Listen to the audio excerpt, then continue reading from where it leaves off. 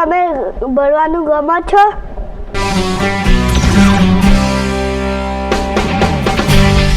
ભણવું એટલે વાંચવાનું ઓછું ગમતું પહેલાં મને.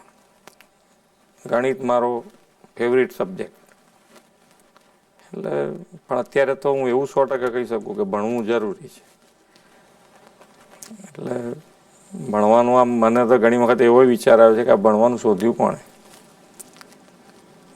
પણ ભણવું તો જરૂરી છે. ભણવા માટે એટલે આમાં શું છે કે બે વસ્તુ, જ્યારે તમારો અભ્યાસ કાળ છે એટલે કે તમારી સ્ટુડન્ટ લાઈફ છે, તો એ બધી જ તમારે બીજા બધા વિચારો કર્યા કરતાં ભણવા ઉપર જ ધ્યાન કેન્દ્રિત કરવું પડે.